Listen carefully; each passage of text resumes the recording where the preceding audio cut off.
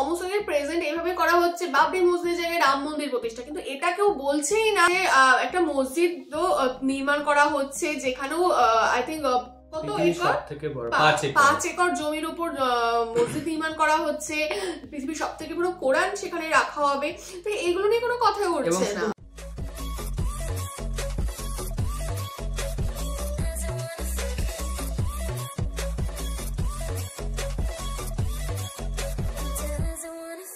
Hi guys, welcome to our YouTube channel Bong views. আমি শিলাজিৎ, আমি সুদীপ্তা। আপনারা যারা এখনো পর্যন্ত আমাদের চ্যানেলটা সাবস্ক্রাইব করেননি তারা প্লিজ এক্ষুনি আমাদের চ্যানেলটা সাবস্ক্রাইব করে নেবেন আর নোটিফিকেশন বেল অন করে নেবেন পরবর্তী ভিডিওগুলোর জন্য নোটিফিকেশন পেতে। আর যারা আমাদের চ্যানেলটা সাবস্ক্রাইব করেছেন তাদেরকে অসংখ্য ধন্যবাদ।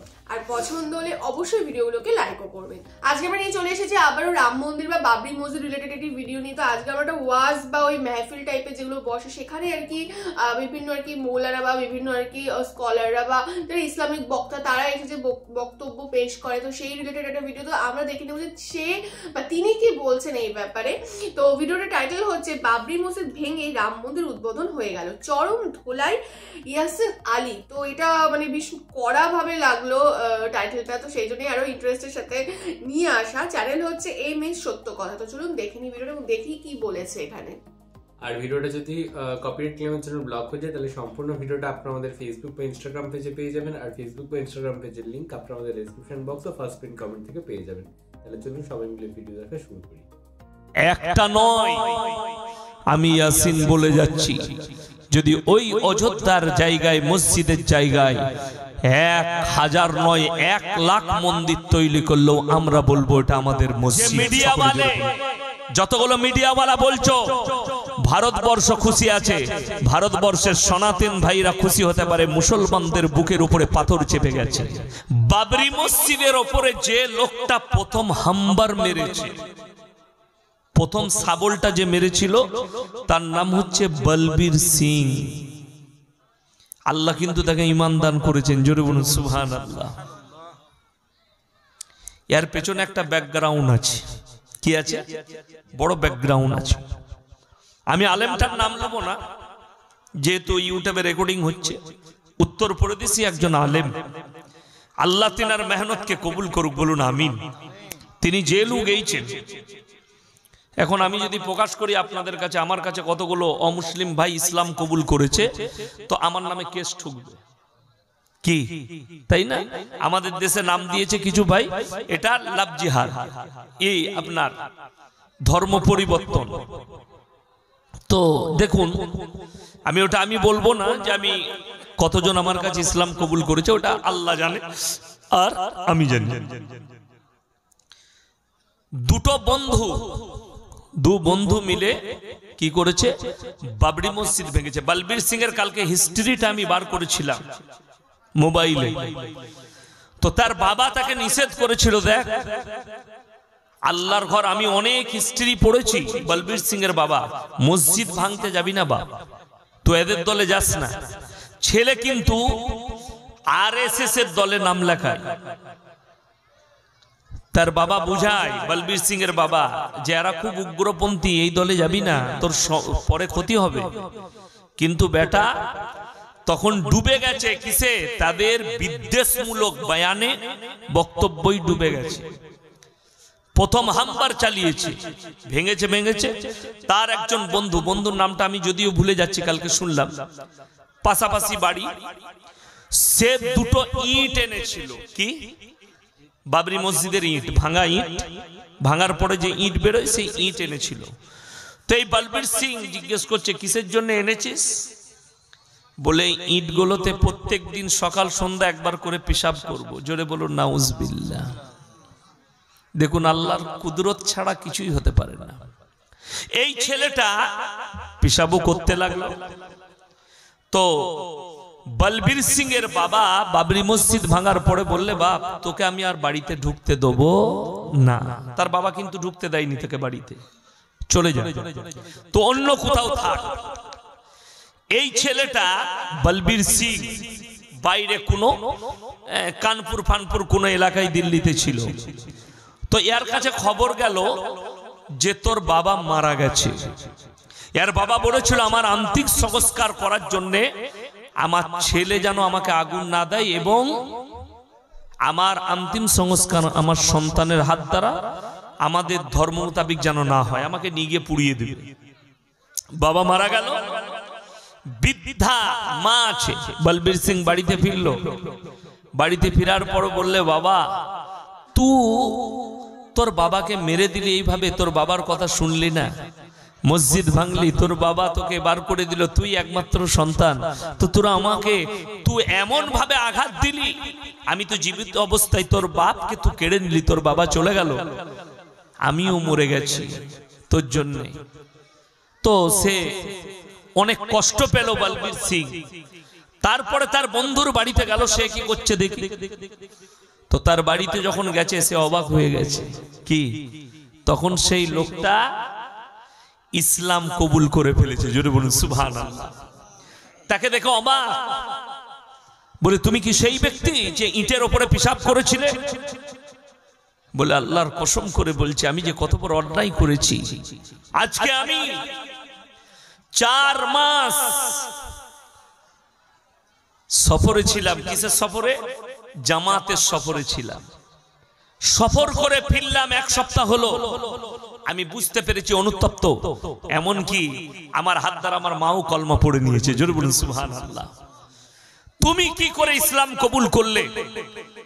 বলে আমি হঠাৎ অনেক রকমের খারাপ খারাপ স্বপ্ন দেখি, তো আমার কোনো পণ্ডিতরা এই স্বপ্নর ব্যাখ্যা দিতে পারেনি। আমি একজন মোল্লার কাছে গিয়েছিলাম, আমি মোল্লার নাম করব না, সেই আমাকে কালমা পড়িয়েছে এবং মসজিদ সম্পর্কে বুঝিয়েছে, আল্লাহর ঘর সম্পর্কে বুঝিয়েছে। তো বললে তুই যাবি কি আমার সাথে? চল। বলবীর সিংকে নিয়ে গেল। আল্লাহ বলবীর সিংকেও কবুল করে নিলেন। জোরে বলুন সুবহানাল্লাহ। এবং বলবীর সিং নিয়ত করলেন, আল্লাহ আমার মৃত্যুর পূর্বে আমি যেন 100টা মসজিদ তৈরি করে তারপরে আমার মৃত্যু দিও। জোরে বলুন সুবহানাল্লাহ। লোকটা 74টা মসজিদ তৈরি করেছিলেন। তিনি মারা গেছে।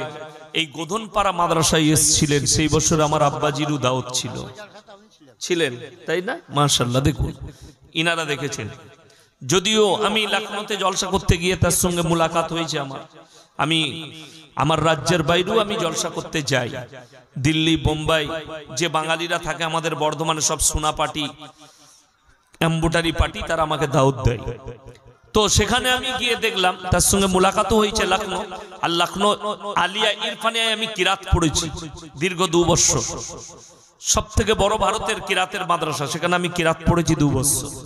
তো ওখানে আমি ওনার সাথে মুলাকাত করেছি। বাঙালিরা আমাকে জলসায় দাওয়াত দিয়েছিল, ওনাকেও দাওয়াত দিয়েছিল। বড় ভদ্র মানুষ ছিলেন।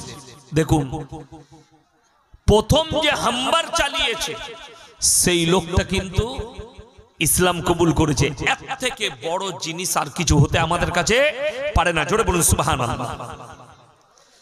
আর একটা নয়, আমি ইয়াসিন বলে যাচ্ছি, যদি ওই অযোধ্যার জায়গায়, মসজিদের জায়গায় 1000 নয় 1 লাখ মন্দির তৈরি করলেও আমরা বলবো এটা আমাদের মসজিদ। সকলে জোরে বলুন ইনশাআল্লাহ। আমাদের মন থেকে মিটবে না। যে মিডিয়াওয়ালে, যতগুলো মিডিয়াওয়ালা বলছো ভারতবর্ষ খুশি আছে, ভারতবর্ষের সনাতন ভাইরা খুশি হতে পারে মুসলমানদের বুকের উপরে পাথর চেপে গেছে। আমরা খুশি নই। কেউ খুশি আছে?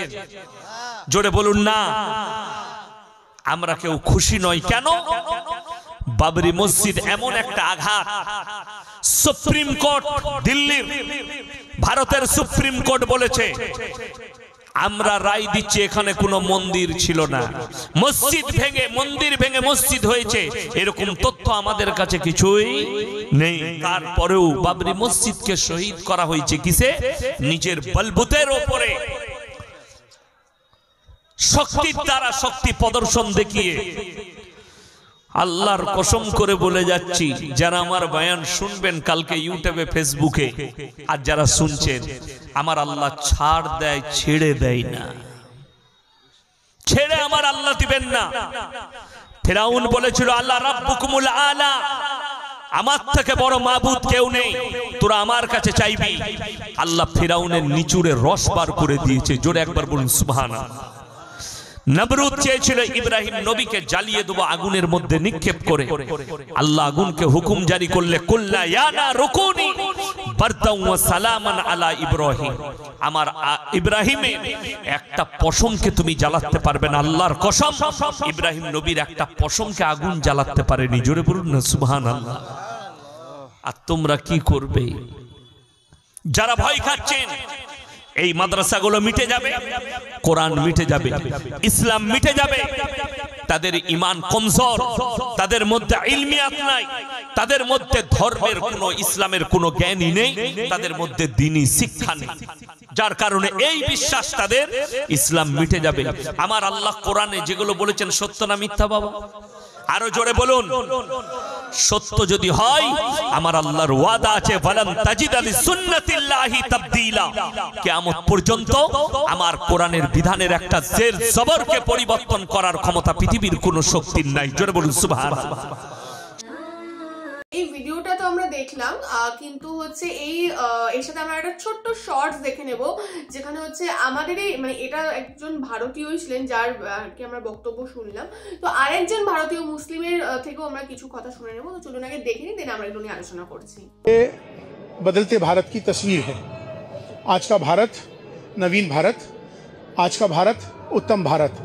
मैं यहाँ पैगाम मोहब्बत लेके आया हूँ। जहाँ तक पहुँचे मेरे साथ ही आप स्वामी जी साथ में खड़े देख रहे हैं, इसी का नाम भारत है। हमारी इबादत करने के तरीके अलग ज़रूर हो सकते हैं, पूजा पद्धति ज़रूर अलग हो सकती है, हमारी आस्थाएं ज़रूर अलग हो सकती हैं, लेकिन हमारा जो सबसे बड़ा धर्म है वो इंसान और इंसानियत का है।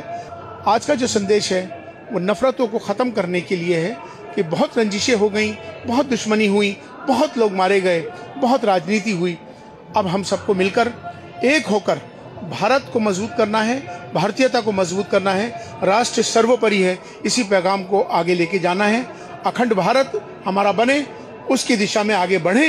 আচ্ছা, তো আমরা এই শর্টসে আর কি যার বক্তব্য শুনলাম তার নাম হচ্ছে ডক্টর ইমাম ইলিয়াসি, এবং ইনি হচ্ছেন চিফ ইমাম অফ অল ইন্ডিয়া ইমাম অর্গানাইজেশন।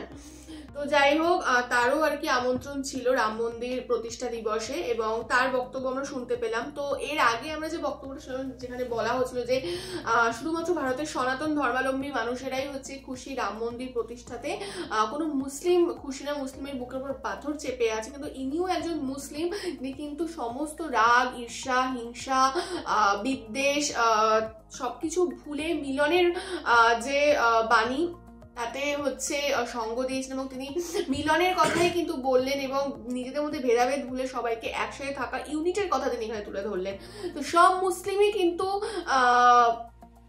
বুকে পাথর চেপে নেই, কারণ সবটাই হচ্ছে এখানে বিচারাধীন বিষয় ছিল, এবং সুপ্রিম কোর্ট, মহামান্য সুপ্রিম কোর্ট, যেখানে হচ্ছে একদম সত্যের জয় হয়। তো সমস্ত কিছু এভিডেন্স, সমস্ত কিছু দিয়ে কিন্তু অনেক বিচার বিশ্লেষণ করে একটা ডিসিশনে হচ্ছে মানে সুপ্রিম কোর্ট আসে, এবং সেইভাবেই আসা হয়েছে, এবং সবকিছু কিন্তু একটা লিগাল প্রসেসে এগিয়েছে, কোনোটাই ইললিগাল এখানে নয়।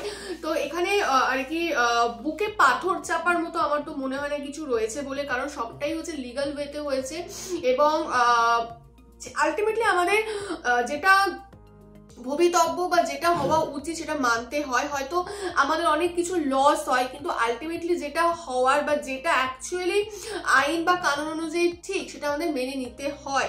এবং এখানে এর আগের ভিডিওটাতে, মানে ভিডিও 1-এ আমরা যেটা দেখলাম, যে উনি বললেন যে সুপ্রিম কোর্ট নাকি বলেছে যে ওখানে মন্দির ধ্বংস করে মসজিদ হয়নি বা কোনো মন্দির ছিল না। এটা তো একদমই, মানে আমার তো মনে হলো যে পুরোটাই যেন একটু মশলা মিশিয়ে আর কি বিতরণ করা হলো। কারণ আমরা যদি সুপ্রিম কোর্টের রায়, মানে ডিসিশনের এইগুলো দেখি, রায়ের এগুলো দেখি, তাহলে কিন্তু ওখানে যে জাজমেন্টের যে পেপারগুলো, হ্যাঁ জাজমেন্টের যে পেপারগুলো, তাহলে কিন্তু ওখানে কিন্তু স্পষ্টভাবে বলা আছে যে আর্কিওলজিক্যাল যে সার্ভে হয়েছিল সেখান থেকে কিন্তু উঠে এসেছিল যে বাবরি মসজিদের ধ্বংসাবশেষের নিচে কিন্তু এক মন্দিরের ধ্বংসাবশেষও রয়েছে, যেটা কোনো ইসলামিক স্ট্রাকচার না। তো সেখানে আগে মানে মন্দির স্পেসিফিকেশন করে বলা হয়নি, সেখানে যে মানে যে এভিডেন্স গুলো পাওয়া গেছিল যেমন কিছু পিলার ছিল সম দূরত্ব বজায় রেখে, এছাড়া হচ্ছে ঘন্টা, তাছাড়া বিভিন্ন রকম যে কারুকার্য, বিভিন্ন রকম পাথর পাওয়া গেছিল। তো সেগুলো ধরে নেওয়া হয় যে এগুলো মন্দিরেই থাকে, কারণ হচ্ছে কোনো ইসলামিক স্ট্রাকচারে নিশ্চয়ই ঘন্টা থাকবে না, বা ওই যে আমাদের যে মন্দিরের যে স্ট্রাকচার হয় সেগুলোর যে স্তম্ভগুলো হয় সেগুলো কিন্তু সমান দূরত্ব বজায় রেখে রেখে হয়। তো সেগুলো কোনো ইসলামিক স্ট্রাকচারে ওইভাবে থাকে না। তো সেটাই ধরে নেওয়া হয়েছে যে ওখানে আগে কোনো ইসলামিক স্ট্রাকচারের আগে কোনো মন্দির বা এরকম কিছু ছিল, মানে মন্দিরই ছিল আর কি, মন্দির বা এরকম কিছু নয়। কারণ ওগুলো মানে এক ইয়েতে মানে কি বলে, এক কথায় হলে মন্দিরই চলে আসে। আর হচ্ছে আর একটা ব্যাপার হচ্ছে যে বিভিন্ন যে আলাদা যে ফরেন ট্রাভেলার বা বিভিন্ন আরো যে এভিডেন্স পাওয়া গেছে সেখান থেকেও কিন্তু অনেক স্পষ্ট বিষয় যে ওখানে মন্দির ছিল যেখানে রামের আরাধনা হতো ইত্যাদি ইত্যাদি। তো সমস্ত কিছু এভিডেন্সকে একসাথে নিয়েই কিন্তু ফাইনাল যে জাজমেন্ট সেটা এসে সুপ্রিম কোর্টে। তো আমার মনে হয় কোথাও গিয়ে মানুষকে এগুলো বলে মানে আধা জানকারি, মানে আধা সত্য আধা মিথ্যা ইনফরমেশন দিয়ে একটা পাঞ্চ করে একটা কম্বাইন করে এইভাবে মানুষের মধ্যে ছড়িয়ে দেওয়াতে বিদ্বেষটা আরো ছড়াবে, মানুষ আরো বিক্ষুব্ধ হয়ে যাবে, মানুষকে আরো বেশি মানে তাতানো হবে। এবং যেটা কিন্তু একটা দেশের জন্য বা একটা দেশের শান্তি শৃঙ্খলা বজায় রাখার জন্য কখনোই কাম্য নয় বা কখনোই ভালো ইঙ্গিত নয়। এবং এইভাবে যদি মানুষ রং ইনফরমেশন জেনে সমস্ত কিছু ভাবে তেতে ওঠে বা মানুষের মধ্যে মিসআন্ডারস্ট্যান্ডিং তৈরি হতে, কিন্তু আলটিমেটলি এটা ডে বাই ডে একসময় বার্স্ট আউট হবে এবং সেটা খুব বাজে একটা পরিণতি আসবে। তো তার জন্য একটাই জিনিস কাম্য যে সবাই যেন সবটা জানুক। নিজে এখন ভিডিও রয়েছে, ইউটিউব রয়েছে, গুগল রয়েছে, অনেক কিছু রয়েছে। তো সেখানে মানুষ নিজে গিয়ে ইনফরমেশন কালেক্ট করে নিজের বিচার বুদ্ধি দিয়ে বিবেচনা করুক যে কে ঠিক কে ভুল বা কোনটা ঠিক কোনটা ভুল, দেন তারপরে লোকের ব্রেন ওয়াশে আসুক। এবং শুধু তাই না, তিনি যে মিস ইনফরমেশন দিচ্ছেন তারও একটা প্রমাণ হলো যে তিনি বলবীর সিং এর কথা বলছিলেন। তো বলবীর সিং এর কথা বলতে গিয়ে মানে আমরা রিসেন্টলি বলবীর সিংকে নিয়ে একটা সেপারেটেড ভিডিও বানিয়েছি। তো সেখানেও আমরা দেখেছিলাম এবং আমরা গুগল সার্চ করার পরে দেখেছিলাম যে তিনি 90+ হচ্ছে মস্ক বানিয়েছেন। যে 100টা মস্ক বানানোর যে ইচ্ছা ছিল তিনি আর কি সেটা পারেননি, তার আগেই তিনি প্রয়াত হয়েছেন। 90+ তিনি মস্ক বানিয়ে গেছেন, বাট এখানে তিনি 74টার কথা বললেন। তো এই যে এটাও একটা মানে তার যখন তিনি বলছেন তো সম্পূর্ণ ইনফরমেশন নিয়েই তার কথাটা বলা উচিত। তিনি যখন বড় একটা মেহফিলে বসে আছেন, তার ভিডিও হাজার হাজার লক্ষ লক্ষ মানুষের কাছে পৌঁছেছে, সেখানেও অতজন উপস্থিত রয়েছে। তো সেখানে যেটা বলবে সেটা ঠিকভাবে বলেছে, মানে বলছে এমন না যে বলছে না, এমন ভাবে বলছে ব্যাপারটা যাতে কিছু গ্যাপ তৈরি হচ্ছে। তো যার জন্য জিনিসটা কিন্তু একটা মিস ইন্টারপ্রিটেশন এবং তার কথাবার্তার মধ্যে আমি দেখতে পেলাম যে কিছু কিছু ক্ষেত্রে তিনি বলছেন যে আমি এটা উল্লেখ করব না, এটা বলবো না। তো বলছেন যখন পুরোটাই বলুন না, এরকম মানে আধা বলা আধা এরকম পেটে রেখে দেওয়ার মানেটা কি হচ্ছে যে ইউটিউবে চলছে, ফেসবুকে চলছে বলে আমি এটা বলবো না, এটা তো ঠিক নয়। সেটাই। আর সব থেকে বড় কথা আমার মনে হয় যে যখন একটা ফাইনাল জাজমেন্ট চলে এসেছে এবং সমস্ত কিছু বিচার বিশ্লেষণ করে হয়েছে, এটা একদিনে এক ঝটকায় কিন্তু হয়ে যায়নি। তো এত বছর ধরে কেস হয়ে এত কিছু হয়েছে, তো সেখানে নিশ্চয়ই আমরা পুরোপুরি সুপ্রিম কোর্টের উপর আস্থা রাখতেই পারি এবং যা জাজমেন্ট হয়েছে আমরা মানতেই পারি যে সমস্ত কিছু ঠিকঠাক ভাবেই হয়েছে। তো তারপরে এই জিনিসগুলো কোথাও গিয়ে মানে ইচ্ছাকৃতভাবে যেন মানুষের মনে মানুষকে বিক্ষুব্ধ তুলে ধরা হচ্ছে তৈরি করে। এবং শুধু তাই না, মানে এই যে জাজমেন্টটার জন্য হয়তো বাবরি মসজিদও প্রার্থনা করা বন্ধ ছিল। তো এই যে রাম মন্দির হওয়া বা এই যে জাজমেন্টটা আসার পরেও কিন্তু অযোধ্যাতে সেপারেটেডলি একটা মসজিদ তৈরি করার জন্য ভারতবর্ষে না এশিয়ার সম্ভবত বড় মসজিদ তৈরি করার জন্য একটা তাদেরকে জমি দেওয়া হয়েছে 5 একর মতো, এবং সেখানে মানে ব্লু প্রিন্টও হয়ে গেছে, মসজিদের স্ট্রাকচারও তৈরি হয়ে এই প্রেজেন্ট করা হয়ে গেছে। এবার জাস্ট স্ট্রাকচারটা তৈরি করার কাজ শুরু হচ্ছে। তো এখানে যে আল্লাহর প্রার্থনা শুরু হবে রিসেন্টলি, তো এই যে বন্ধ ছিল তার থেকে তো ভালো এই যে শুরু হওয়াটা। একদমই তাই। বাবরি মসজিদ তো এমনি পড়েছে, তার থেকে মানুষ ভালোভাবে এবার নতুন মসজিদে গিয়ে নামাজ আদায় করতে পারবে, এটা তো সব থেকে ভালো জিনিস। আর আমার কাছে এই জিনিসটা মানে সমস্ত প্রেজেন্ট এইভাবে করা হচ্ছে, বাবরি মসজিদের জায়গায় রাম মন্দির প্রতিষ্ঠা, কিন্তু এটা কেউ বলছেই না যে একটা মসজিদ নির্মাণ করা হচ্ছে যেখানেও আই থিঙ্ক 5 একর জমির উপর মসজিদ নির্মাণ করা হচ্ছে, পৃথিবীর সব থেকে বড় কোরআন সেখানে রাখা হবে। তো এগুলো নিয়ে কোনো কথা উঠছে না। মসজিদটা ওখানে হচ্ছে না, মসজিদের সাথে হসপিটাল থাকছে, আরো অনেক কিছু যে সার্ভ করার যে বিষয়গুলো থাকে, যে সমাজসেবামূলক কাজগুলো থাকে, সেগুলো ওখানে তৈরি হচ্ছে। তো এর কথাটা কিন্তু আসছেই না। এক্স্যাক্টলি। তো যখন আমি বলবো তখন সবটা নিয়ে বলবো, মানে যে জায়গায় আমার লাভ আছে, আচ্ছা মানুষ ব্রেন ওয়াশ বেশি হবে, এখানে বেশি বিক্ষুব্ধ করবে, সেগুলোই বলি, বাদ বাকি আমি চেপে যাই, মানে এরকম ব্যাপারটা হচ্ছে আর কি, যেটা কখনোই কাম্য নয়। তো যাই হোক, ভিডিওটা দেখলাম, কি উনি ধুয়ে দিলেন জানি না, বাট তার ধোয়ার মধ্যে তো অনেক গ্যাপ ছিল, তিনি নিজেই আমার মনে জানেন না, বা জানলেও বাকিটা তিনি বলছেন না, নিজে সেফ আর কি খেলে গেলেন, সেফলি ধুয়ে গেলেন। তো আর আমাদের যেটা বলার, বা আমরা আমাদের জানকার অনুযায়ী যেটা আমাদের বলার মনে হয়েছে আমরা বলেছি, এবার বাকিটা আপনাদের বুদ্ধি, আপনাদের বিচক্ষণতা, আপনারা কমেন্ট করে জানাবেন আপনাদের এই বিষয়ে কোনো বক্তব্য থাকলে, এবং আমাদের ভিডিও যদি পছন্দ হয়ে থাকে অবশ্যই লাইক করবেন এবং আমাদের চ্যানেলটা সাবস্ক্রাইব করে যাবেন। আর সাবস্ক্রাইব বাটনের পাশে জয়েন বাটন পেয়ে যাবেন, সেখানে কিছু ফ্যাসিলিটিস দেওয়া রয়েছে, চাইলে আপনারা চেক করতে পারেন। আর আমাদের যে ফেসবুক ইনস্টাগ্রাম পেজ রয়েছে সেখানে আপনারা ফলো করতে ভুলবেন না, লিঙ্ক ডেসক্রিপশন বক্সে পেয়ে যাবেন। আর আমাদের সাথে কানেক্টেড থাকার জন্য আমাদের যে ফেসবুক গ্রুপটা রয়েছে সেখানে আপনারা জয়েন করে আপনারা আপনাদের মনের মতো সমস্ত কিছু পোস্ট করতে পারেন, আর লিঙ্কও ডেসক্রিপশন বক্স থেকে পেয়ে যাবেন।